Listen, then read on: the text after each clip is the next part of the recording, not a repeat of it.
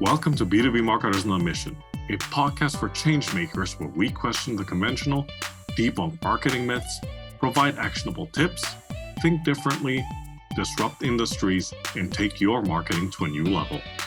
From improving your campaigns to making you a better marketer, these are the inspirational stories that will help us change the way we think and approach B2B marketing one conversation at a time. This podcast is brought to you by Untitled Consulting, helping you to stand out in the market and drive revenue to your B2B business. And now your host, Christian Klepp.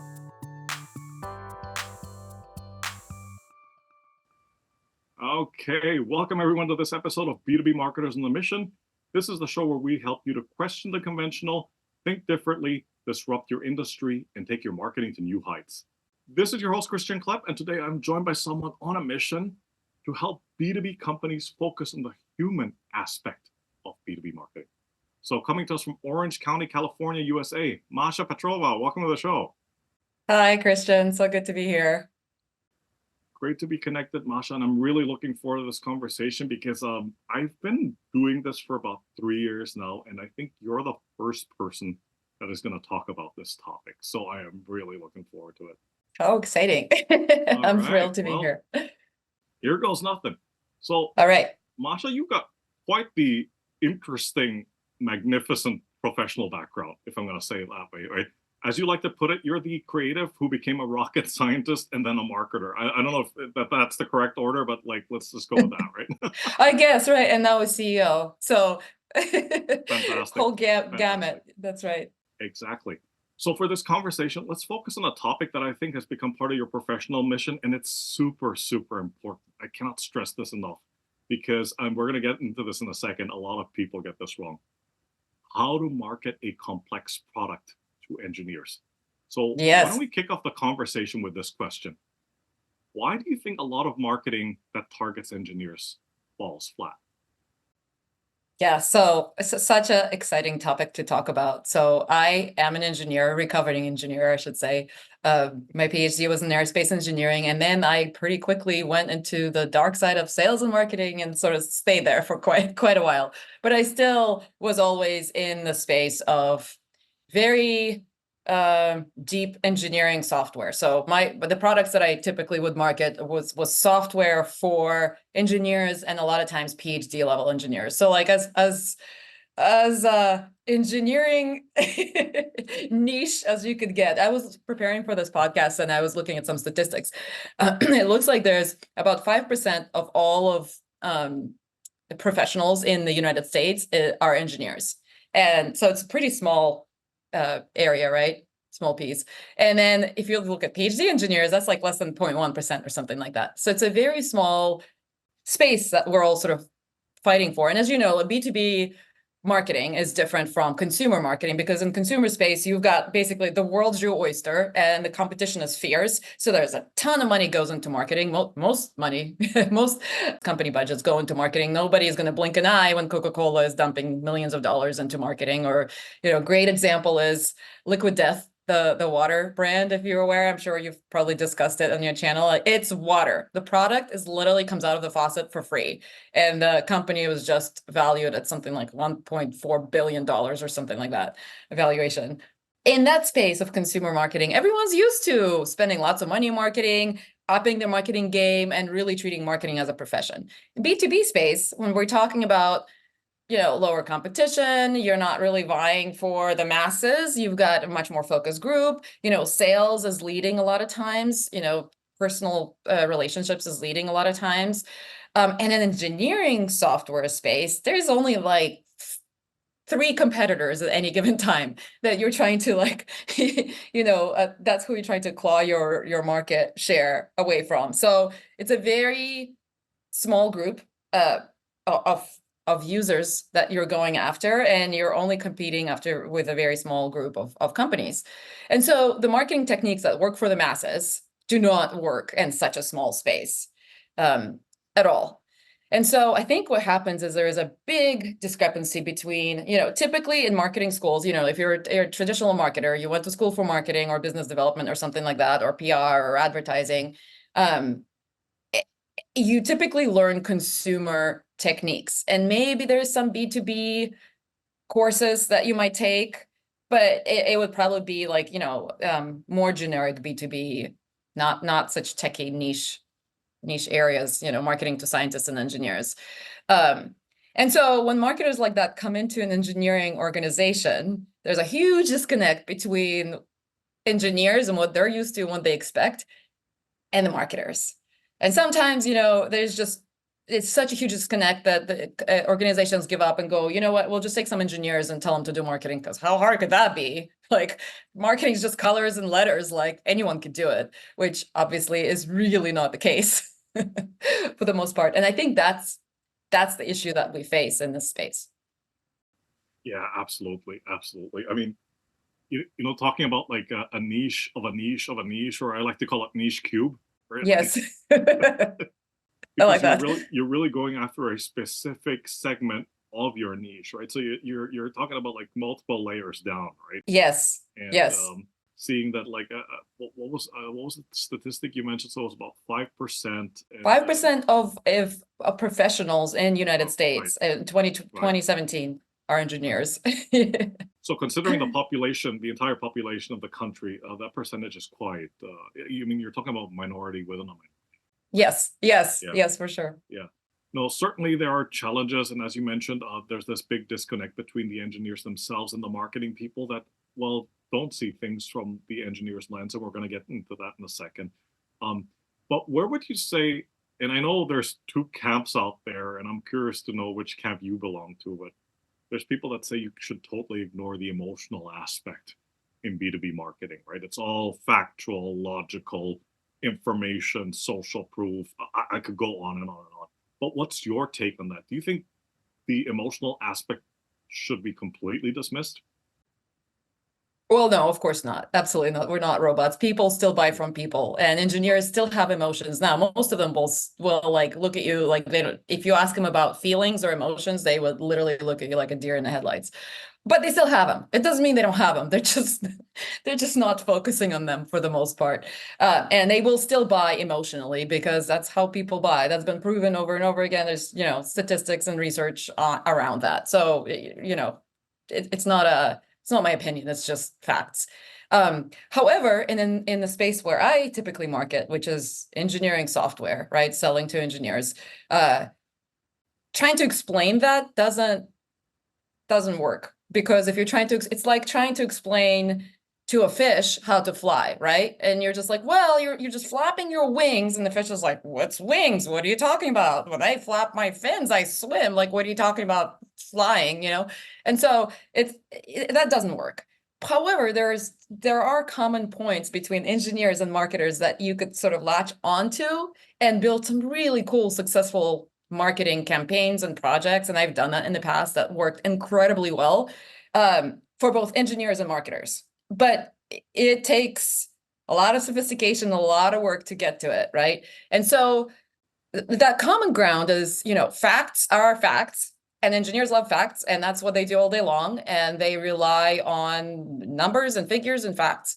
And if you as a marketer can accept that and say, okay, that's what they understand, so let's build whether it's marketing campaign, an ad, email blast, whatever it is that you're building, your marketing product, focus on the facts first. And because it will resonate with engineers. And then you can embellish, like maybe on the colors and the branding and all the like fun aspects of marketing, but make sure it doesn't change the underlying facts of what it is that you're trying to convey, if that makes sense. And that works. But to get to that point is hard. Yeah, no, absolutely. And we're going to unpack that in a second. But before we do, and I'm not trying to get all religious on you, but talk to us about talk to us about the deadly sins of marketing to engineers. And you brought up some of them already, but talk to us about these pitfalls, for lack of a better description, these pitfalls to avoid, right? And what should be done instead. Yeah. And I love talking about this topic because it happens over and over again. And I think not enough is talked about it. And a lot of it could be avoided. And so if we just have more education. So let's talk about, there's sort of two groups that we can kind of bucket, are marketers who are doing B2B marketing in engineering or science-oriented type field, like very technical field, right? That typically would be your standard marketing person who's maybe done B2B marketing in other space that's not so technical, who is now like dropped into the space of like, I'll just talk about engineers because that's what I know, this engineering space, and they are trying to do things and nothing is landing, and they feel like a failure because nothing seems to that worked before is not working anymore, and they don't know why. So that's one group, and the other group is the engineers who are now kind of like usually shoved into marketing. And I mean, some of them every once in a while want to do marketing, but that's rare. It's typically like, okay, we got to do some marketing. Let's take this engineer and make him into a marketer, right? And so a different set of rules applies to them, or not rules, guidelines, I should say. So I have some very specific guidelines because I know you like your guests to give specific advice to your audience. So I have some specific advice to whoever's listening. So if you're a marketer and you're now having to market to engineers, and you come into the space and you're like, what is happening? Like, I can't get my footing, like nothing seems to be working. I recommend a few things. Number one is your common ground with engineers is facts. Focus on facts. So I'll give you even some magic words you could use that almost guarantee that your marketing will start to resonate with engineers. So what you want to do, let's say you're designing an ad, you're designing a marketing campaign, email blast, banner ads, whatever, right?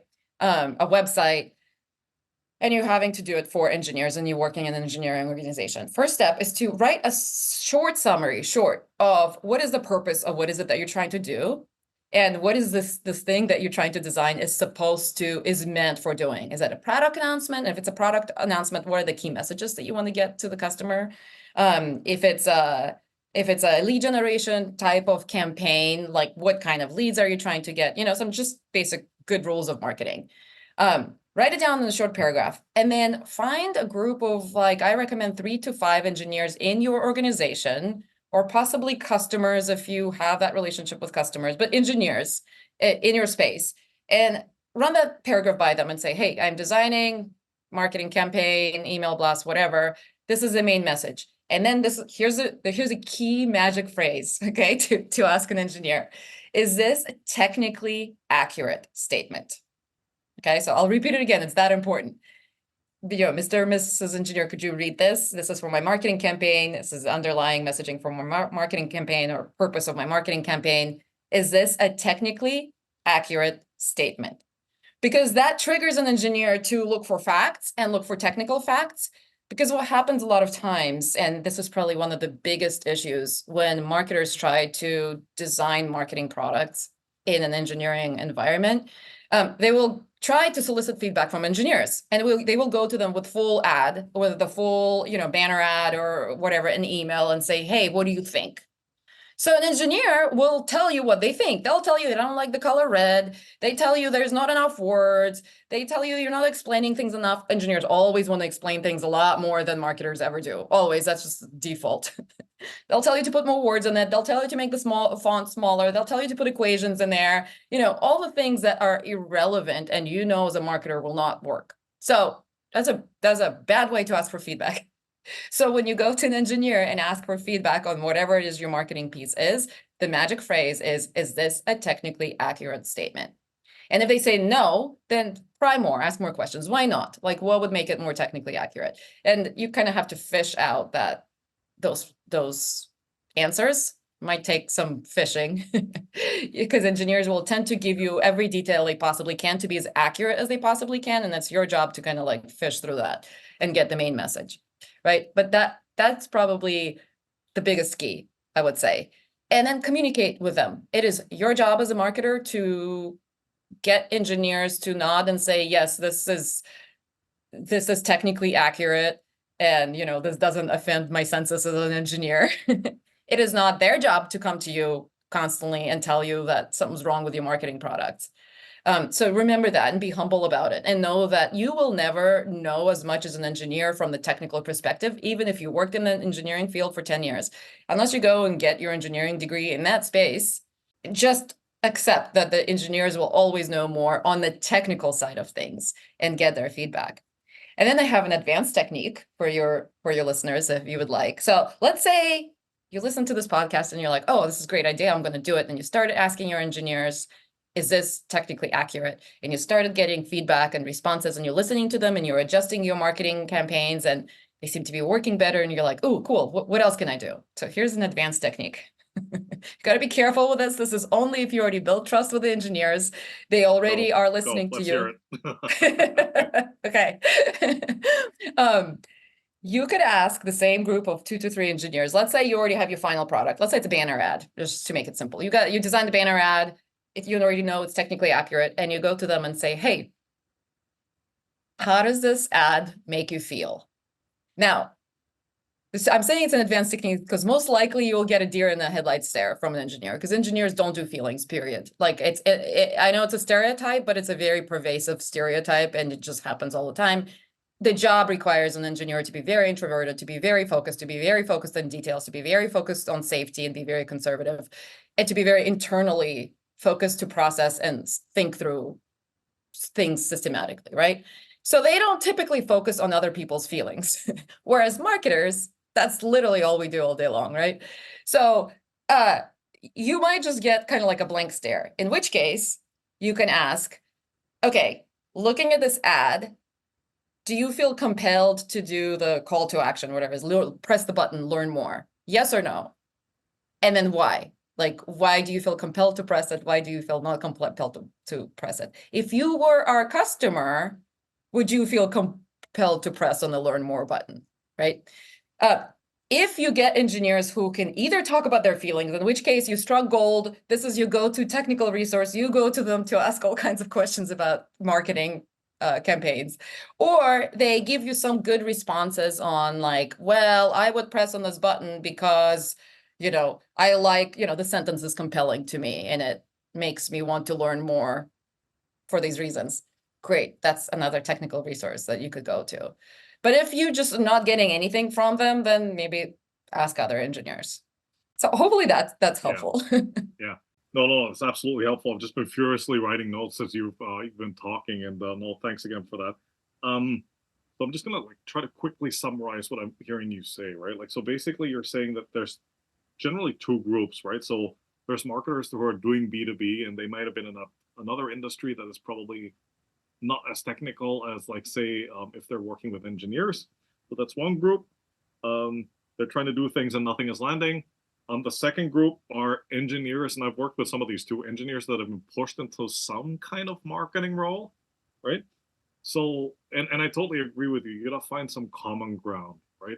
I find more often than not, the resistance comes when you go in there and say, well, you've been doing it wrong all this time, and this is the way you should be doing it. The engineers will most likely fire back, right? Yes. Asking questions, asking the right questions, I would say, is things like where you hope to elicit a more insightful response. So something to the effect of, is this a technically accurate statement? Yes or no, and why not? And then you probe from there. Communicating with them on a regular basis, I found this to be very useful, and approaching them with deep humility. And that's yes. open to interpretation, I suppose. Yes, right? yes, absolutely. But advanced techniques, so asking them about how they feel, but not okay, does this make you feel happy or sad? Not that kind of feeling. If you read the ad and you see the call to action, would you be compelled to respond? And if yes, fantastic. And if no, why not? Right? You actually made me think of something, because we had this discussion in the pre-interview call. I worked with companies, and I'm not gonna say who they are, but I worked with teams of engineers that were basically, let's just put it this way, they were wired to identify errors. Right? Yes. They're wired to identify problems. I mean, it's an occupational hazard. It's part of what they do. But yes. That permeates across everything, right? That means yes. Probably also their personal lives, but also when you present them with marketing assets or marketing materials. So in my case, for example, we were coming up with a storyboard for a corporate video. And a lot of these guys were wired to identify what they thought was wrong. They will tell you everything that's wrong with your marketing campaign first. Right. So just assume that's what you're going to get, and that's totally fine. It's totally fine. But yes. I think the way that I managed that situation, which they were very receptive to, is first of all, I came with a flow chart and a diagram. Yes. Okay, these are the project milestones. And I could see their eyes sparkle already, ooh, right? Like this guy totally gets us, right? Yes. But the other thing I did, and I'm just going to give a very specific example. One of the components of the video included talking about these particular type of engines, right? And they kept going on about it, right? And they gave me all the product specs, and I'm like, okay, well, we can't put like 10 pages of product specs into a 10-minute video, right? Like, so just walk me through it. I will go with you to the factory if I have to, but explain to me how this engine works and why it is better, right? Smart. Not necessarily compared to the competitor, but why would somebody go to a shipyard and see that and say like, yes, this is the kind of engine that meets our technical specifications. So that's exactly what they did, right? It wasn't even an hour. It was 30 minutes. They just walked me through, okay, this is how it works, right? Then they sent me an explainer video after they walked me through it. And then it's like, okay, so from there, I was able to extract 3 to 5 key points, key benefits of why this product is better, right? So I suppose, and I know I'm oversimplifying it now, but like it's something to that effect, right? Because no, I mean, you hit the nail. I would love to work with you if I was still an engineer and you were a marketer. You know, it sounds like you hit the nail on the head. And I think being humble, and it sounds like you were in that situation, is so critically important. So absolutely, that sounds like I approve of your approach. But I think it was also to your point about like, you know, you can argue about marketing however way you want, but there's an art and science to it, right? Yes. And for me, the art and science, especially when it comes to engineers, is okay. Going back to that point I brought up, how do you take this 10-page or 50-page instruction manual, right? That has all these technical specifications, and how do you extract those insights that make it, as my teacher in school used to say, make it long enough to cover the subject, but short enough to be interesting. Right. So because as a marketer, your job is to elicit a certain feeling that will drive a certain person to act, right? And so a 10-page instruction manual may be factually accurate, but it's not going to elicit any feelings except like either read this manual and understand it, but you're not compelled to do anything, right? Or just frustration.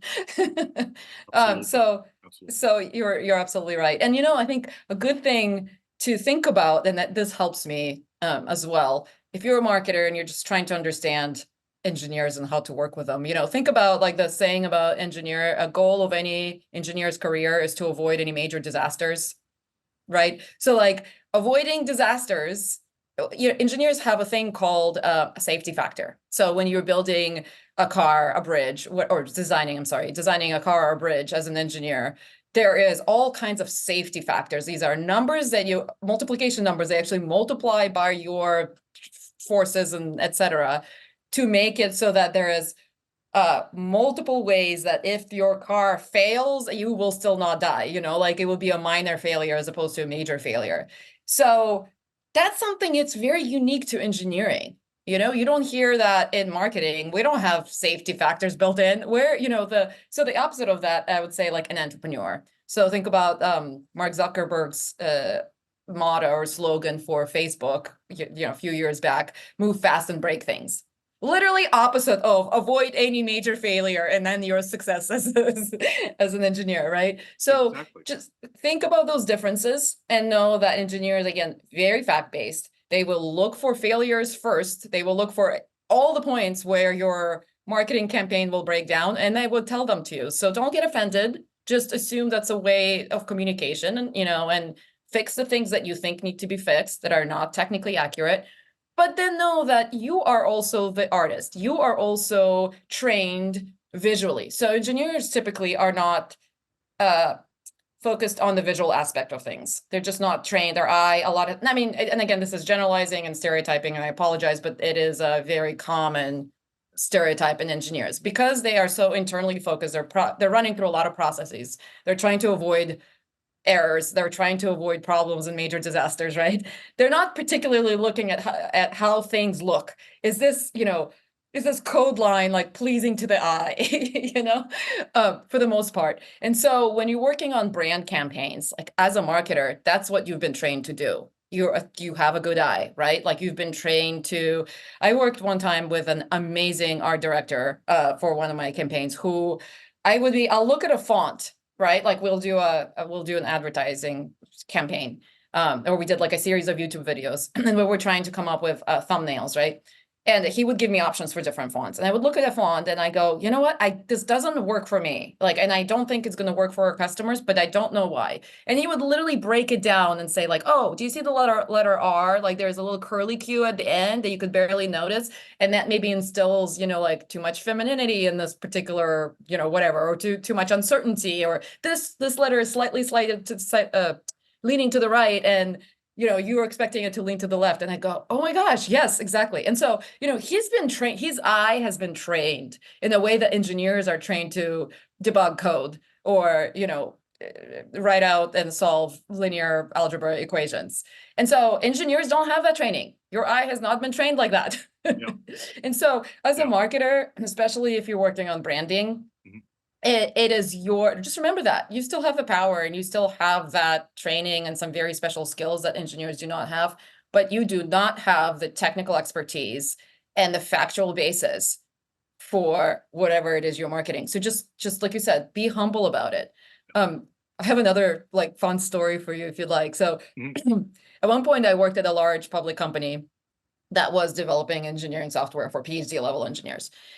And there was a marketing team there that was not great. So they were not great marketers to begin with, but they also there's a huge rift between engineers hated them and they hated engineers. And there was a smaller group of them, it was an engineering centric company. So marketing was just looked down upon to begin with. So it wasn't a great place for them to be in, but they also weren't respected. And in return, they also did not respect the engineers. So I, at the time, was running product marketing for the one product they had, or product line that they had was for additive manufacturing or 3D printing. So it's 3D printing software for engineers. And I went to the marketing team and said, hey, we need to take out an ad, full page ad in this particular trade magazine, very specific trade magazine that is read by engineers, right? And so they said, okay, give us like a brief. So I put together a brief, like here's where it's targeting. There's the main message. Here's some images to use, And then they did not come back to me with any feedback. They didn't ask me for feedback. They didn't have any lines of communication open. They just went and printed the ad. So the magazine came out, we haven't seen it. I get the magazine in the mail. I open it up to a full page spread of this advertising. And what they did was they essentially said it was like they were trying to make a joke, but it didn't land, like some lame joke about 3D printing. And then the image was like a dirty, grimy dumpster full of metal parts. So our software was supposed to manufacture, additively print metal parts. So full of metal parts that are clearly not 3D printed. These are like gears and random stuff from cars that are, an engineer would look at it and say like, this literally doesn't make sense. And then something like some attempt at a joke that also didn't land with engineers. And the whole thing was just awful. It was like, you felt dirty looking at it and grimy and like, you certainly did not want to learn more, So don't do that. Like, don't do that. No, I'm really glad you brought that up because that's such a great segue into the next question about conducting the right research, right? Yes. Probably part of the reason, I don't know enough of the details about that particular case, except for what you've just told us, but like, I would assume that they probably didn't do their due diligence, right? That's right. So let's talk about that a little bit. Like, when it comes to marketing complex products for engineers, let's try to look at this from the engineer's lens and conducting the right research. What do they look for? What are their preferences and objections? And you brought up some of them already. And what can be done to get their buy-in? So if you can give us an elevator pitch on that. Yeah, I think it just all goes back to engineers are very factual based, right? So I recommend as a very first step, do a short paragraph description. It doesn't matter what you're creating, whether you're creating, again, ad campaign, YouTube video, email blast for lead generation, online banner, whatever it is that you're designing or developing as a marketer.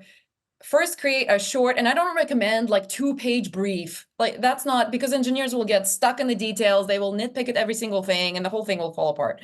Do a one paragraph description. We're trying to reach automotive, engineers working in automotive industry. We're trying to showcase that the newest release of the software is 5 times faster, or like it has this particular exciting feature that allows engineers to blah, blah, blah. That's it. That's your overview. And then we're trying to get them to learn more, or we're trying to get them to sign up for a webinar, like whatever your call to action is.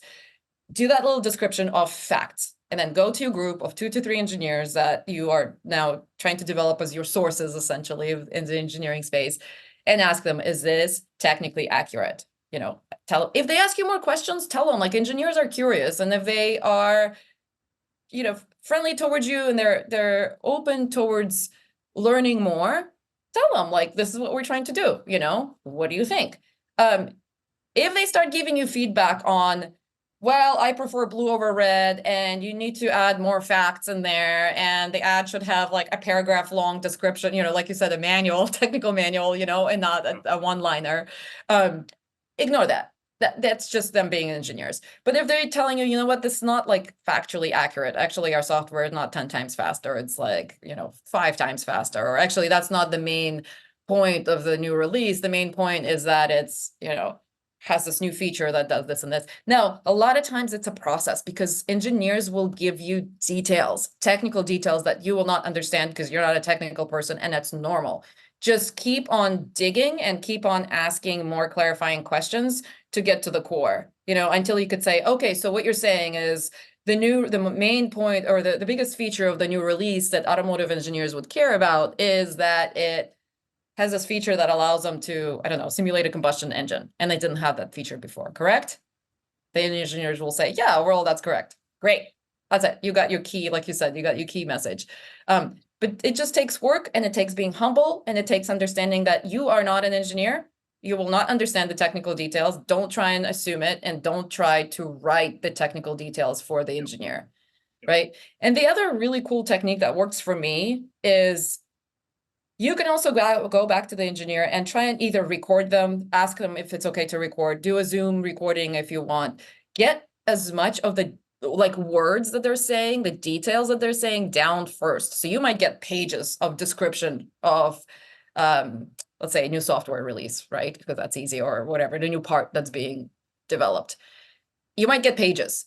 It is much easier to go in and pull out the key message out of that, then go to an engineer, listen to what they're saying, not really take notes. You're not a technical person, so you're probably not going to remember a lot of the main technical words, or worse, you will remember them with a wrong meaning, and then try and rephrase it with your own words. That's the worst. Do not do that. Do not do that. No. Do not make up your own technical terminology. Do not try and be creative and describe things in a way that an engineer didn't describe it to you. You're not going to be able to do it. You're not an engineer. That's not what you're good at. You're good at pulling, like you said, pulling out that key message without distorting the facts, right? And then there's another caveat, if I might say, on the flip side, right? If you're an engineer, they've been now put into the marketing role, or perhaps you want to be in the marketing role, right? Same thing, you have to be also humble and understand that marketing is, so I've done both. I've got my PhD in aerospace engineering, and I have 20 years of running marketing teams and being a chief marketing officer. And so I could tell you that putting together a solid marketing campaign is just as hard as getting your PhD in engineering. Okay? So as an engineer, if you think that marketing is just colors and letters, and how hard could that be? And anybody could do it? Absolutely not. I mean, it's crappy marketing, sure. But that's not going to get you any results. So also be humble and learn from, just assume you're going to have to learn a lot. Learn from, what I recommend, learn from B2C marketers. Follow some of them, maybe certain cars that you like. Look at car brands, look at clothing brands, look at Liquid Death as an example. That's pure marketing. And see what they're doing, and start asking you questions like, oh, why did they do that campaign? Why did they do an ad like that? What are they trying to do with it? Why did they spend $1 billion on this crazy campaign? What are they trying to do? And, why does it look like that? Because again, as an engineer, you're probably not trained to be very visually picky, right? You're probably not trained on color theory. You're probably not trained on symmetry, in terms of visual effects. So just understand that, and understand that takes also years to perfect and learn, and get your marketing champion. Get someone who understands that stuff, and reverse roles, right? It's the same thing. And also understand you're going to have to deal with feelings. Marketing is about triggering feelings to get people to do certain things. And as an engineer, when you've tried to avoid feelings altogether, you're going to have to start tapping into that. Yep, exactly. No, I love it. It's exactly like you said. It's a process, right? Like Yes. it takes a lot of back and forth. I call it like it's two-way traffic, right? Yeah. Um, Yeah. Recording, I think, is such a great suggestion. I've done it many, many times, of course, with a person's permission, right? Because sometimes Yes. they get very technical. They'll go deep down that technical rabbit hole. But sometimes, especially as marketers, it's important to know that, right? The trick is that you don't have to regurgitate everything they're saying. But Right. the art lies in trying to, like, as I said before, like summarizing that or paraphrasing it correctly, right? Right. Correctly. And then again, the deep humility part, I can't stress that enough, because I've worked with some marketers that go in there and they just assume they know everything, right? Yes. And as a former client of mine, who's an engineer, who's British, used to say, "Oh, that won't do at all," right? Like, that won't Exactly. do at all. But Right? can I just say, Please. one thing, what's even worse than marketers trying to be technical people? Mhm. What I've seen, like, even more disastrous, and with engineers going in and not being humble, not honoring the fact that Yeah. marketing is a whole profession and requires a whole different set of skills, and trying to be cute or funny, and there isn't any kind of like controls over them, and they're just spewing it out there, so whatever, social media posts or ads or things like that, and it comes off all kinds of wrong in all kinds of ways. They've just offended a whole bunch of people that you really shouldn't be offending. And Yeah. so I think a guideline for, if you're a marketer, if you're an engineer turned marketer, Mhm. I would recommend, for the first like year or two, don't be cute, don't be funny, don't try and be creative, focus on facts. You're an engineer, you're really good with facts, engineers trust you, right? So keep your, whatever it is you're creating as a marketer, keep it simple, keep it clean, and keep it fact-based. It might not be the most creative thing anyone's ever seen, but it's going to resonate with engineers, and it's not going to affect people. Do not try and go like, oh, I'm a marketer, I'm going to create all these kinds of things, because you don't know basic principles of marketing, and you're going to screw it up. Don't do it. Not until you learn more on the marketing Exactly. side. Okay, fantastic. So, Masha, we get to the part in the conversation where we're talking about actionable tips, and you've given us a lot already, but let's just assume there's somebody out there that falls into one of those two buckets that you were talking about, right? So somebody that's in B2B working with engineers, or an engineer that's a marketing person. If they're listening to this conversation, what are 3 to 5 things that they can act upon right now to help market those complex products to this very technical target audience? Yeah, I think you mentioned, one of the important things, and I think you brought that up on your podcast before, is finding a champion for you. And I want to talk about finding two champions. One is your technical champion that will help you make sure that your marketing lands with engineers and is technically accurate. And that might be a few. So that's one. The other one is your corporate sponsor, executive sponsor. So that's if you're not yourself or not the CMO, right? And typically in these B2B engineering organizations, you might not even have a CMO or VP of marketing. You might be reporting to product, or you might be reporting to the CEO directly, or whatever it is, right? But finding someone, an executive sponsor, who will make sure you have budget, because that's very important for marketing, and you're not going to see your results right away, right? So if you don't want to just do lead generation all day long, you actually want to focus on brand and more advanced forms of marketing that take time to come. You need someone championing for a budget for you, right? So that's an executive sponsor. So let's talk about the kind of easier one first, and that's finding your technical champions. So I would say, number one, look internally. Look at your engineering department, your development department, and you're a marketer. You're hopefully probably extroverted, or at the very least are used to working with people, because that's what you're doing as a marketer. So do that. Go talk to people, talk to your engineers, sit in product meetings if you can. I would always sit in product meetings, even after I went into marketing. If ask, hey, can I sit in this product meeting? I'm not going to interrupt. Do not interrupt. Do not give any guidance. Just listen. Ask to sit in sales calls. So salespeople are usually extroverted and are willing to give you information. So ask to sit in sales calls, ask to go talk to customers, ask to go to sales meeting, ask to sit in quarterly business reviews with salespeople. So be very proactive about getting feedback from your internal engineers and your customers, who are also probably engineers or technical people.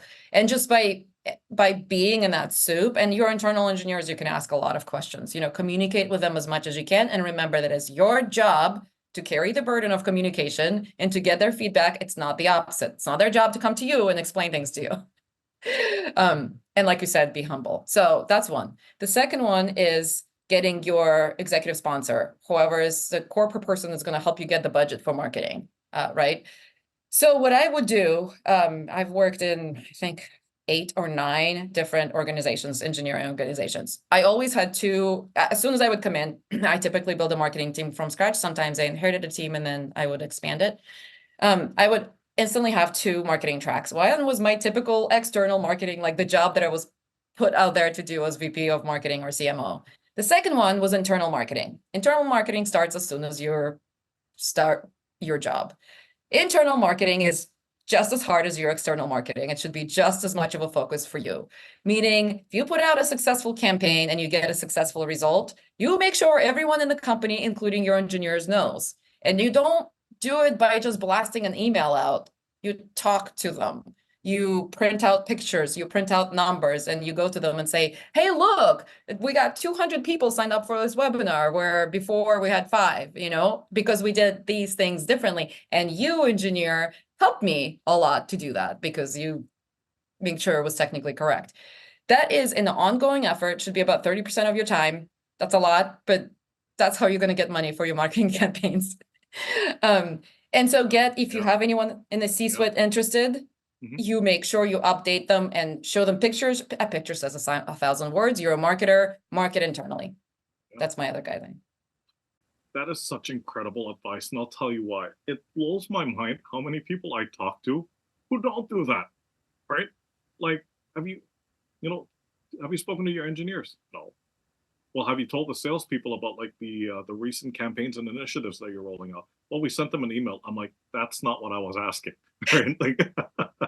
Like, have you actually told them? Because in a lot of not every company, but a lot of these B2B situations, especially when it comes to marketing, out of sight, out of mind, right? If I don't know anything about it, then that means it's not that important, which is a dangerous assumption. But unfortunately, it's the reality of a lot of these, that these marketing folks have to contend with, right? So it really is a bit of a balancing act, and I totally agree with that. It's a lot also about, I call it internal customer service, right? Yes. Because you have to rally people around the flag, not to sound revolutionary here, but you know what I mean, right? Like, just get everybody rally around your cause, get them to understand what it is you're doing, and get these champions internally to say, hey, these marketing people are doing a great job because we are working together with them. This is what they're rolling out, and this is the kinds of results that they managed to generate. And as a result of that, we think that we should be able to approve their budget for the next quarter or the next fiscal year or whatever, right? Yes. Yeah. And I have to say, for the most part, so I understood early on the importance of that.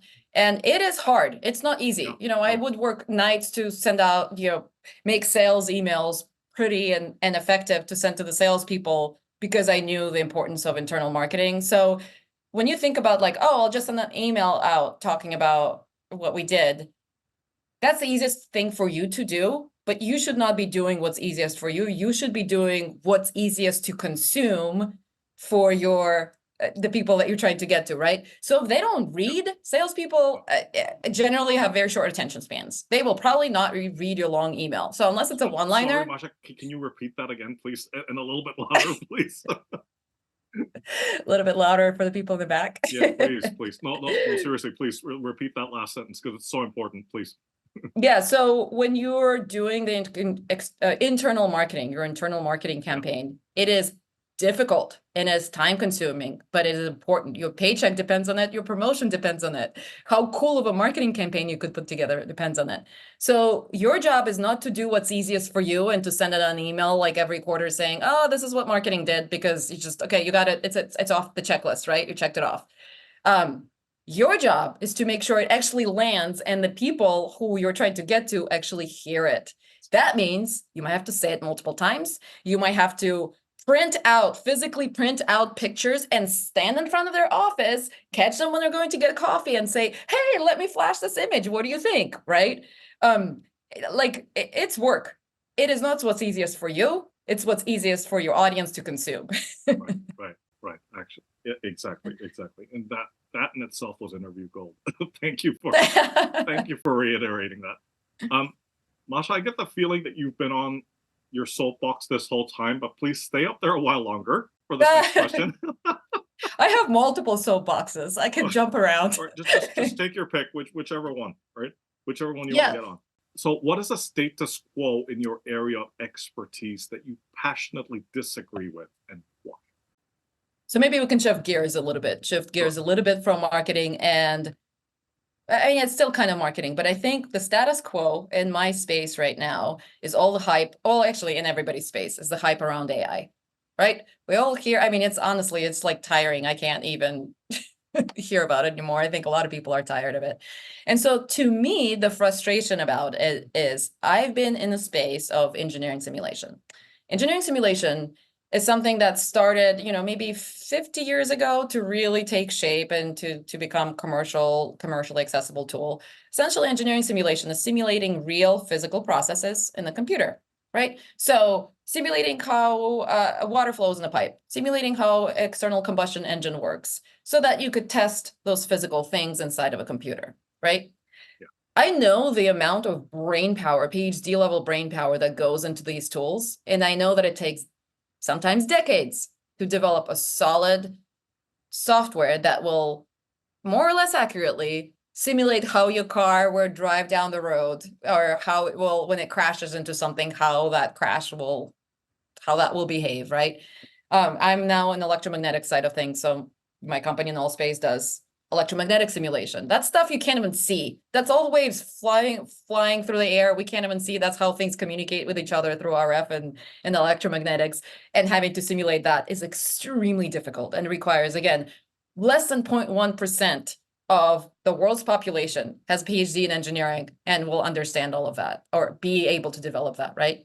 And then we go to AI, where all of a sudden, everyone's claiming is that we can simulate the human brain, which I would argue is a lot more complex than the car or airplane, and I can build this AI app in a weekend, as a Stanford dropout, no, forget Stanford, as a high school dropout who took a 3-month, AI development course. And all of a sudden I create an app that is, simulating the human brain process. To me, it is such a inconsistency between the two, and what I've seen, like what it takes to simulate a physical process of a fluid flow or car mechanics or electromagnetics. And then all of a sudden now, like we're developing all these like apps that are simulating the human brain, that's such BS. Yeah. And I would say that's my soapbox for the day. Yeah, no, I totally agree. Totally agree with that one. Okay, here comes the bonus question. Okay. So here we go. Okay. If you were able to learn a new skill, right, what would it be and why?